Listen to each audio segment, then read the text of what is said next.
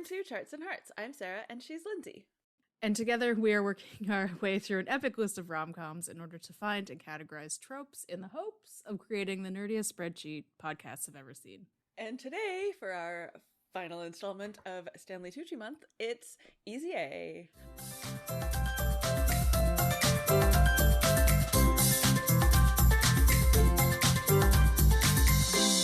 I got a pocket. I got a pocket. I got a pocket. I got a pocket.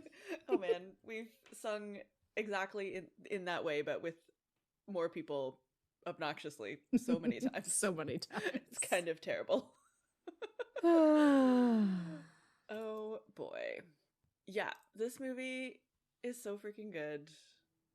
I know. I like it a lot.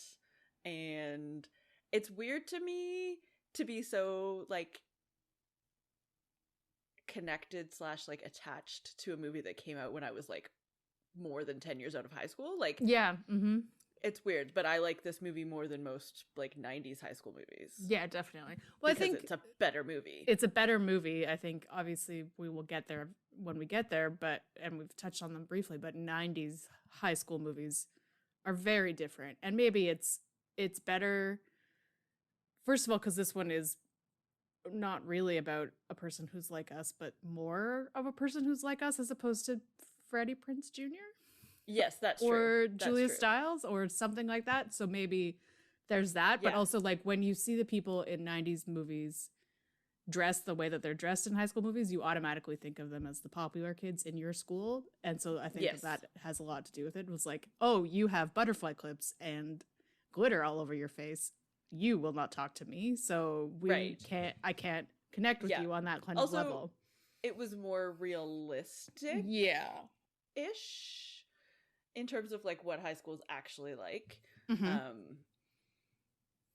Or maybe it's just the distance. I don't know. Yeah, I think it's a combo of things of like it's not gritty, obviously, but it is it's less poppy. Yeah, and it's less like it's less like PG rated. Yeah. Yeah. Mm-hmm. Yeah. So I think that's a lot of it is it's just it seems more real even though it's not realistic. In any way for like plot wise. And also, again, we are Canadians just sitting up here. We're like, are any high schools like that? Like, I understand that it's outside because it's California, but like they have pools and dance teams and gym uniforms, like all of this stuff. And I'm like, I don't get it. I don't know. Even like, I think our high school had like cheerleading or pep squad or we something. We had a cheer and dance team. I didn't go to any of the things. No, me either. So I don't know if it was like that. Was the pool for sure at the high school, or was it? Yeah, it was because they did a montage of everybody finding out things, and it was like it was linked to the gym and stuff. Okay, yeah. So anyways, let's talk about this movie. Yes. It's like a retelling, but like it knows it's a retelling of The Scarlet Letter. Mm-hmm. And it's not even real. I don't even know if it's like a very accurate retelling, because it's like a retelling that also like analyzes or critiques, I guess, the whole premise of The Scarlet Letter and the whole premise of like, you know, a woman talking about and owning her sexuality is evil, basically. Yeah. Mm-hmm. So it sort of critiques that whole thing, sort of, but it doesn't really go as far as people would go these days. No. Yeah. Well, I'm going to start with this kind of thing of like, this was 2010, and there are a lot of exciting special words used for women who express their sexuality. Yeah. Used in this movie, just thrown around by literally everybody.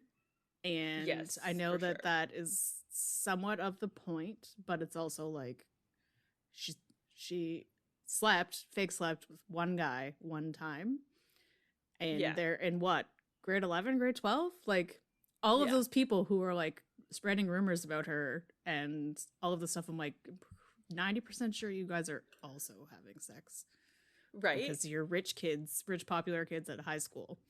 Yeah, it's unclear what grade she's in, but she drives, so she must be in grade 11 or 12.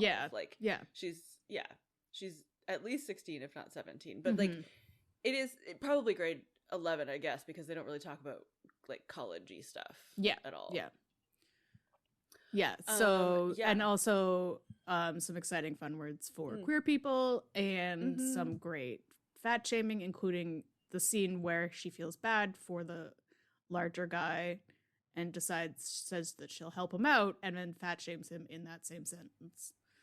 Yeah. So. It's not quite 90s level bad, but it was still like very careless use of I think it was language. It was just like careless. It was very casual. Like obviously Rhiannon is supposed to be like that because that's her personality, but I'm like, everybody says these words. Yeah. Just casually with no thought at all. And I'm like, okay. And it takes place in that sort of weird in-between time of 2010 where like everybody's on the internet, but nobody has smartphones. Mm-hmm. It was weird, but like, I was like, oh yeah, I remember that time. Yeah, because I looked specifically at the beginning, and everybody still had flip phones or those like sideways ones where you like or do like the twisty razors thing. Or So they were like texting, and some people were watching the video, so they had internet on their phone, but they didn't have social media on their phone. Yes, which I'm trying. They might have. I don't think I ever have internet on my phone. I think I went right from a flip phone to a smartphone. I think I had a phone that like technically could have had internet on it, but it was so slow, and the cost of data, especially in Canada, was so expensive that I never used it. Anyways, so it's an interesting thing, and like she keeps talking about a webcast, and I'm like, I don't even know. Like that would be a live stream now, but I'm like, I don't even know. Was that a thing? Like, there's vlogs. Yeah. So like in 2010, when could you live stream on YouTube? Yeah. So there was like a live U2 concert in 2009, a Q&A in Barack Obama with 2010, and officially launched YouTube Live in 2011. Okay. So so like it was harder to stream, and it would be more like, it was just like a webcam that like you published. I don't really understand the technology behind it because I never really was that into it, but it wasn't like very common, and so it's interesting to me that she was able to do it so easily. Yeah, and then also like, again, movie, but like how everybody was able to watch it on their shitty phones or whatever. I'm like, wow, this city has amazing internet. For 2010. Yeah, that was weird.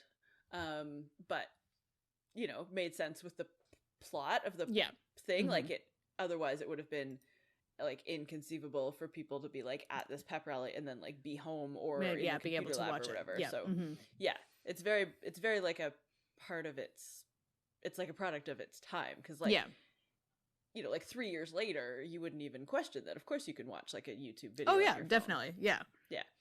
Yeah. And like a year before this, it would have been impossible. Like, and then, but again, so.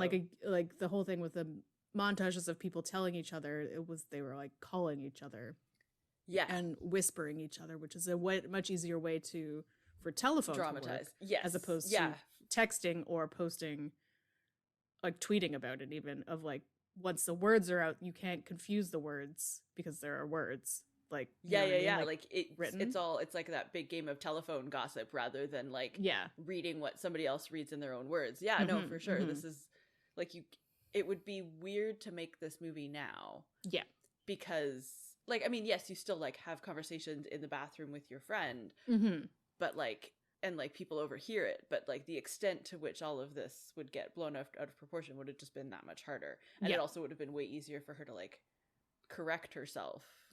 Definitely. Yeah.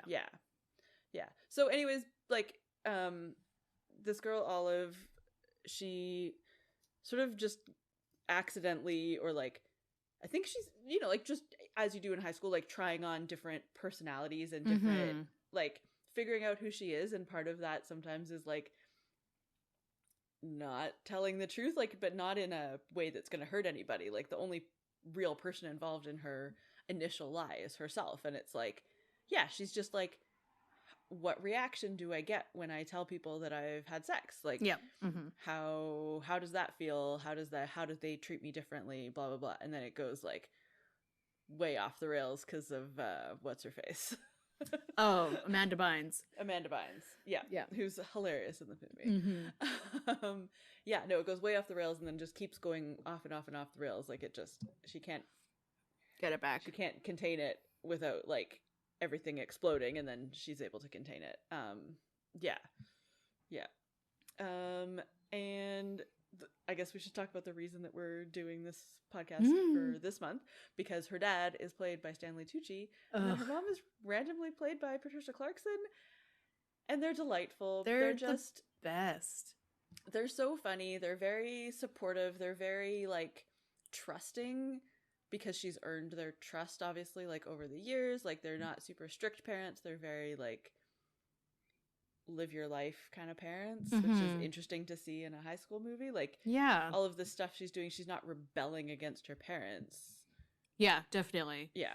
And it's just like, they're so great and hilarious, and it's just it's weird for them to be in this movie. Like, they fit perfectly, but it's also like, why did you put so much effort into the parents being fun in this movie?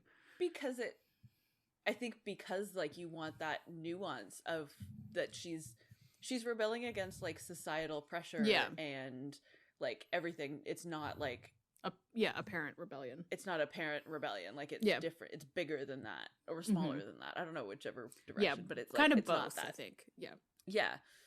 Yeah, it's both like, she's rebelling against like how high school and society within high school treats teenage girls and teenage boys, and like also like rebelling against how sort of the expectations and all of that.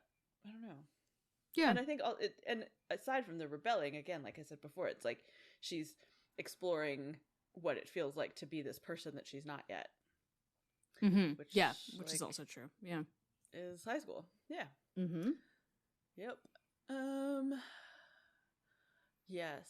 Did we also watch the bucket list so that we could cross it off our bucket list? Yes. Yes, we did. Did we make a bucket list so that we could put the bucket list movie on it? Also, do you know what's a weird thing? Is like, there's not a lot of evidence that the like term or the concept of a bucket list existed before the movie, the bucket list. The bucket list. Yeah. No, I think I had heard that. Which is weird. So it's like it went from something that nobody really heard of to being a thing that was big enough to people have. Yeah. Yeah.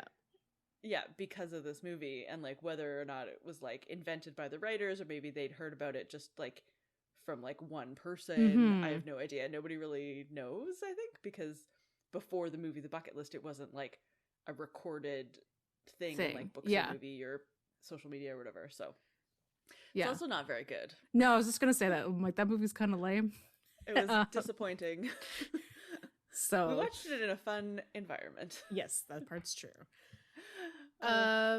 So here's a question about a word that will get us an explicit racing.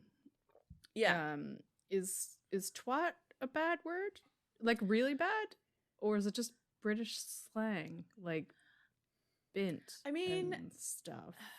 I don't know. Like, I've never heard anybody very seriously use it in a way that I would, like let's say, when I taught summer camp or babysat or like was supervising like junior, like high school students at work.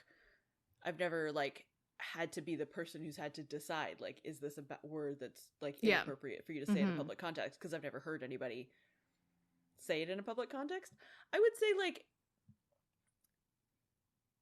it's bad enough that you shouldn't say it in class. Yeah, I think it's one of those things of like, when you think about the scenarios of like, it was bad enough that she got sent to the principal's office and was threatened with expulsion, which is intense. No, like, I think just saying, I think it's like an offense that's fine for like the teacher to be like, please don't use language like that in this classroom. Like, it's not an expulsion word. Yeah. And like, obviously it's the scenario of like, they were having a conversation in class, like with the teacher, and she used the word as opposed to like in the hallways, which like people swear all the time. It's high school. Exactly. So yeah, I feel like there's in the trivia, it said that there was much more swearing in the original draft, including the use of the C word 3 times. Oh. So I don't know if that was one of them. And then they just maybe, because I feel like if someone had said that in America, especially as opposed to Britain or Australia, where that word is used much more on the level of other swear words. Yeah, and like pretty minor swear words in Australia, at least. Yeah. Like it's, yeah. I feel like that would make much more sense of like you said that in a conversation with a teacher in the middle of a class. Yeah. Yeah, it seemed like an overreaction, but also the school like had weird boundaries around like what was appropriate and what wasn't appropriate. So yeah, you know, shirtless guy running around as the mascot is fine, but a girl in like a tank top and a short skirt is not fine. Yeah, and everyone like she's obviously wearing these corsets for attention, but like the clothes that Amanda Bynes is wearing are like her skirts are crazy short. Yeah, just as short, and like she's wearing like a cardigan twin set, but it's like so tight and basically unbuttoned. Yeah, and like if she so much cleavage. If she took her cardigan off, she would be showing the exact same amount of skin. Like it's yeah. So I don't know. Yeah, they're a bit strange. But that whole scene with the P's and the T word and like and trying to have a conversation. And yeah, the whole like trying to have like an adult conversation while there's a child like, there. Sibling is always funny. Yeah. The whole like having the adopted brother, like maybe it's just like based on reality, and like I like that it's like a, you know, she has a family that is, you know, she has a family and a life that's bigger than the scope of this movie. Which is good. Yeah, and leads to like some funny scenes. Like all the family scenes are so funny. Like sometimes when a man and a woman love each other, like your mom and I used to do, when their insides just don't fit. So great. Yeah, and then I guess we should talk about Penn Badgley. Yeah, speaking of a boy running around topless, dressed in blue. Yes, with Chuck indeed. Todd. Yeah, so he plays a character who like Olive, you know, like had known since they were kids, like they grew up together, which, you know, pretty common in school, and they'd like been at a middle school party when they were in like grade 8, I think, and like got chosen to play like what was like 7 Minutes in Heaven or whatever, and they like both agreed to just like not kiss each other and say that they did, which I think is really great because like you're not always ready for that when you're like 11 or 12 or whatever you are, and when you're grade 8. So yeah, I thought that was cute. And then they both obviously grow up and realize, oh, wait, you're a normal human being in this school full of crazy people. Yep. Ugh. Yeah. And you look like Penn Badgley, so... Yeah, which, like, he does not look like most high schoolers, but also Emma Stone doesn't look like most high schoolers. No. Movie, so, yeah. Yeah, there was, which, again, Cam Giganti or whatever. It could be Cam Giganti month, but why would we do that to ourselves? Is like they say he's 22 because he was actually in his early 20s in this movie, but so it's like a funny meta joke, but also Emma Stone was 22 in this movie, and it's like I'm sure Penn Badgley was as well. Like, you know, they called out I think they were all like one of them around the same age. Yeah, Penn Badgley, they were all born in like the mid to late 80s, so like he would have been like 24. Yeah, makes sense. So, yeah, but you know, it works when they're all the same age. Like it's only weird when there's like it's weird one when of them's actual high school age and the rest aren't. Yeah. And then the other character who's really fun in this movie is her English teacher. Who's Thomas Hayden Church, who plays like sort of the favorite teacher who's like, you know, fun and quirky and whatever, and like supportive and, you know, trying his best, I guess. I don't know. But then he's married to the guidance counselor, Lisa Kudrow, who is awful. Yeah, she's like terrible. Played really well by Lisa Kudrow. Like I always love seeing Lisa Kudrow in anything because I think she's the best thing that came out of Friends. Yeah. But yeah.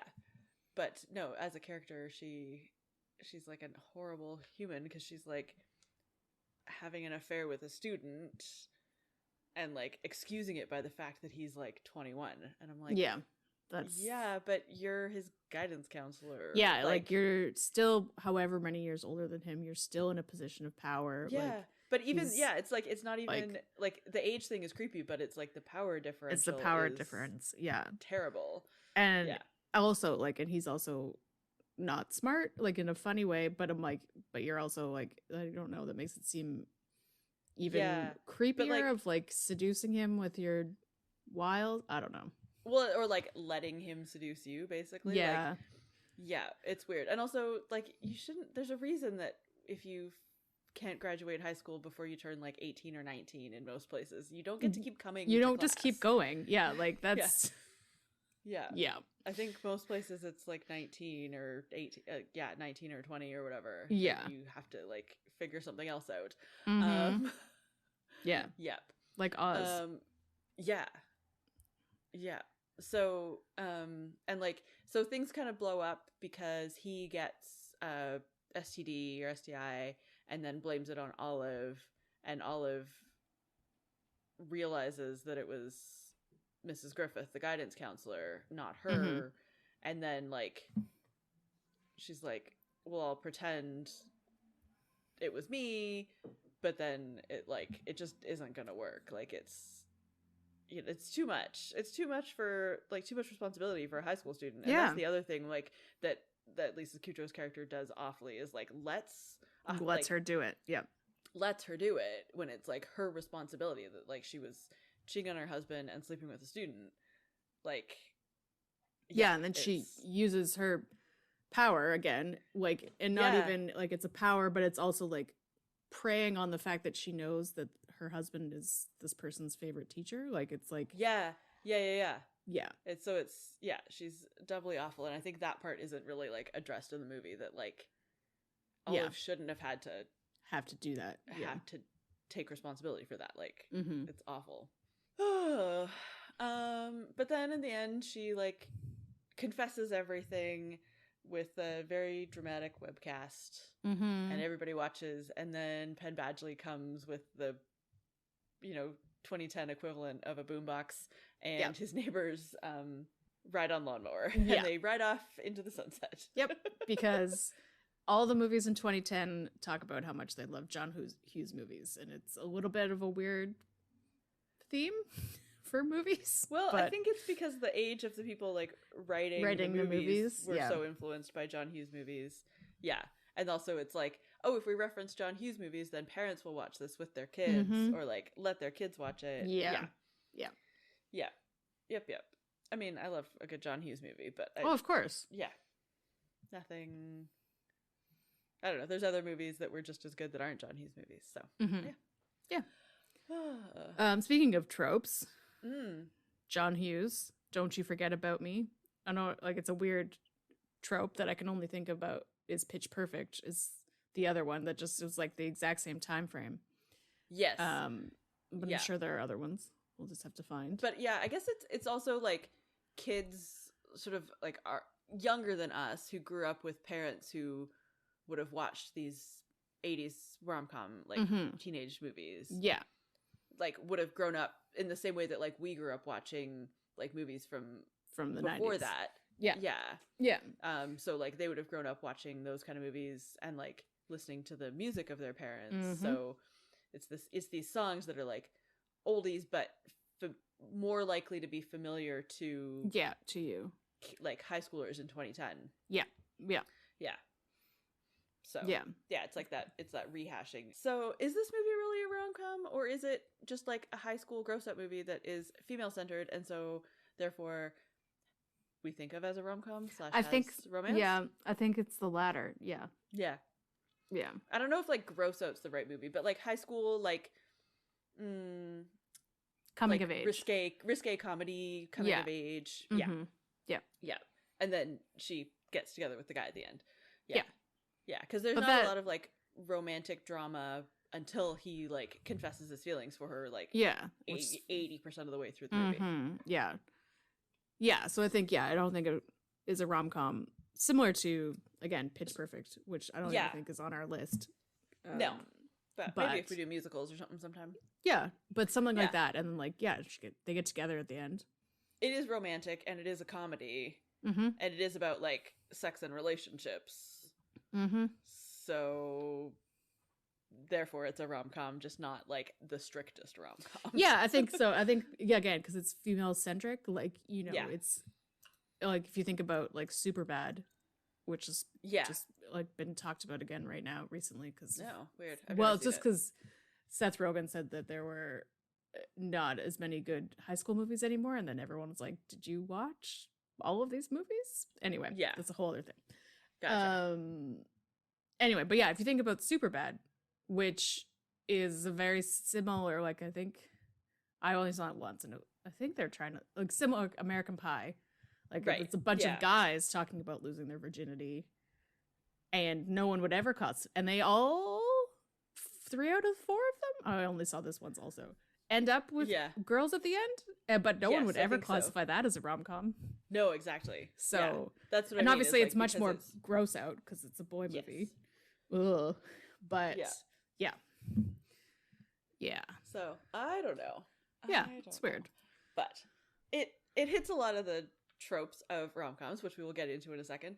But I just wanted to shout out the soundtrack, because the soundtrack is so good, and it's such a like moment in time.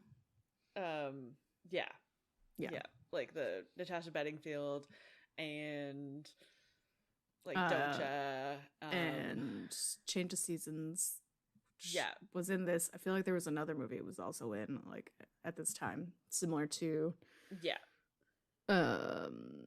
Katie Tunstall. From all these like bands Patreon. That like the Angus and Julia Stone. I feel like it's like at that time One when Republic, indie pop or indie bands were like becoming mainstream. Yes, totally. 2010 kind of thing. Yeah, like all the, I don't know, like Tegan and Sarah's not in it, but I wouldn't be surprised. No, exactly. Yeah. They wouldn't stand out, or like Metric or that kind of stuff. All right. Should we do some tropes? Yeah. Talking forever. We're getting to the tropes now. So bad best friend. Yes. Yeah. I was like, bad boyfriend? No, bad best friend. Yes. Yeah, bad best friend. Yeah, she's awful. At least this time she's a plot point. Is her awfulness, as opposed to other times when the best friend is just awful because females can't be friends with each other. Exactly. Yeah, no, like she has her own storyline, which is nice to see. The cool teacher. Always, just makes me think of Boy Meets World, basically. But it's very similar the way he leads his class. It's like he literally says, he's like, I'm not gonna rap, I'm not that kind of teacher. And I'm like, it's exactly what happened in 10 Things I Hate About You. Exactly. So John Hughes, which we already talked about, like it's kind of like a meta thing of, she brings up the tropes of John Hughes movies, and then that's what happens at the end, kind of thing. So it's this weird thing of like the trope of bringing up John Hughes movies, but also the meta trope of talking about tropes in a movie. And then the trope of ending up with like the John Hughes ending, which like he did because he knew that she would like it, but like it's a whole like cyclical thing. And then the trope of like the quirky weird parents who are awesome, who are amazing. I love them. Bechdel test, I couldn't think of anything. No, but I don't, like, if it does, it would be a technicality, like she and her friend talk about school. But like, I don't know, like she and her mom have a really good conversation, and yes, it is about relationships in general, but it's about like it's about like sexuality and growing up, not about like specific boys. So it's a weird, like, again, like we've talked about before, the Bechdel test isn't perfect. So exactly, like I would say it's a pretty strongly feminist, especially compared to like other you know, early 2000s teenage movies. But it's not like, it's about her like developing as a human being, and part of that is like your sexuality and relationships exists with the gender that you are interested in. So, although there is the part where she says, I got sent to the principal's office today, and Patricia Clarkson says, did you win an award? That counts, right? I guess that counts. Yeah. Yeah. Oh, so good. Yeah. All right. Pie. Pie. Orange pie. Because this movie has oranges in every scene as an artistic point, which is a thing, I guess. I guess they really wanted us to know that they were in California. They were in Ohio. Yeah. Yeah. It made me really want oranges, and then I was very glad that I had a big bag of good oranges in my fridge. I ate 2 of them while watching this. Oh, delicious. Amazing. Yeah, so oranges, I don't know, like 5%? Yeah, because they have no plot significance. No, they're just there. Aesthetics. Yeah. Yeah. Okay. Pocket Full of Sunshine. Oh my god. Like 25? Yeah, I would say 30? so, because it's a thing that you associate with this movie. Like, you can't listen to that song without thinking of that scene. Mm-hmm. Yeah. Yep. Okay. Should we give them separate line items, or should they share a piece of pie? I think they should share a piece of pie. Okay. Stanley Tucci and Patricia Clarkson are going to share a piece of pie. Ugh. And I think they should get like 30? I was going to go higher. But okay. 40? Yeah, like 40. Yeah, let's go with 40. Okay. Because 40%? I think they're the reason, at least that I watch this movie continuously. Like, it's a good movie, and I enjoy it, and I enjoy the plot, and all of that stuff. But the reason I keep going back to it is them. No, like, for sure. And like, if I was watching it not for the podcast, I would put it on the background and mostly watch the scenes where she's at home. Yeah, exactly. Like, those are the main scenes that I like watching. Yeah. Yeah. All right. And then that leaves us with meta references, which I feel like should be more, but also I don't want to take away from anything else. So yeah, because there's so many meta references to John Hughes movies and also to The Scarlet Letter. Yeah. We're going to give that 30%. Yep. So yeah. Yeah. 5% oranges, to where all the flavor comes from. 25% Pocket Full of Sunshine. 40% Stanley Tucci and Patricia Clarkson. And 30% meta references. All right. Excellent. What's next for these guys, do you think? I mean, I think they'll date through high school. I don't know. Like, they haven't really, they don't get together until the very end of the movie. Mm-hmm. So, like, you don't really have enough information, but like, he seems like a good guy, and and like and normal, sort of quirky and quirky, like normal, quirky but normal, and like popular adjacent at high school. Like, they're kind of like, they're in the same circle at high school, and yeah, that's important, you know. Yeah, and they know each other. They've known each other their entire lives, which is exactly is a good way to start a relationship, at least. Yeah, and you know, he like romanced her, so that's always nice. Yeah, I'm into it. What's next for us? Oh, the best theme we've ever had. Yeah, and I'm saying that in Tucci month. Yeah. March is Science and Pie, because it's March. And if you can't figure out what that means after listening to 30 seconds ago on this podcast, then maybe you should. Anyway. Yeah. Next up for us is Waitress. Starting with Pie. I haven't watched that movie in millions of years, so we'll see what happens. Yeah. It'll be fun. It'll be fun. And if you are a member of our Patreon, which you can find at patreon.com/Charts and Hearts Club, you can have a bonus Stanley Tucci movie, which is The Devil Wears Prada. And for next month, it doesn't fit in the theme at all. We'll be talking about One Fine Day, because I think it takes place in spring, and also George Clooney is hot. It sounded spring-like. That was another note at the beginning. There's no such thing as a sexy George. And I was like, this is 2010. What the hell? Yeah. Who's writing this? We're in peak George Clooney. I guess maybe by 2010, high school kids, like, they would know George Clooney, but they weren't old. Yeah, maybe. Whereas like when we were in high school, George Clooney was hot. Yeah. Like, age appropriately. Yeah. Hot. Like, yeah, that makes more sense. Because like, that's been a problem with this movie every single time when she says that line, and I'm like, what are you talking about? Yeah, but like, these kids would be like, so 2010 or like 10-ish years younger than us. Yeah. So by the time like they learned about George Clooney, he would have been like older. Yeah. At least 40, if not older than that. So that's true. Yeah. Like if you think about like not obviously the age range is different. We think about how my mom was always like Sean Connery was so attractive, and you're like, what? Yeah. Yeah. Similar. Exactly. Yeah. Similar kind of thing. Similar concept. Yes. Anyways. It sounds like it's a spring movie, and George Clooney's there, so deal with it. Yeah, exactly. Yeah, and that brings us to the end of this episode. You can send us a rating or a review wherever you get your podcasts, like Spotify, Apple Podcasts, all those places. You can also find us on social media at Charts and Hearts Podcast on Instagram and Facebook, and at Charts and Hearts on Twitter. You can also head to our website, chartsandhearts.com, where you can submit your suggestions for rom-coms and tropes for us to add to the list. I'm going to say this right now because we're on theme. When we made this giant list that's over 200 still, because we keep thinking of things, we just wrote in one line John Hughes movies. So we haven't spread those out yet. So if you guys have specific John Hughes movies we should watch, please tell us so that we don't have to do the research. We will get there. Don't worry. We know that we have to do them. We just haven't looked them up. So just help us. We just haven't tell us which ones are good. Yeah. We know them all. Yeah. And check out our Patreon, of course, at Charts and Hearts Club at patreon.com. Let us know your thoughts on this movie if you have feelings about oranges. I don't know. And in the meantime, don't forget, tomorrow's Earth Day.